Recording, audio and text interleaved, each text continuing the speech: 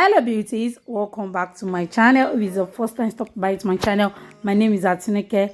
So today I'll be sharing with you how I achieved this lovely gorgeous bob twist using Brazilian wool. I used 3 packs of Brazilian wool to achieve this gorgeous hairstyle. For each twist I used 12 strands of Brazilian wool.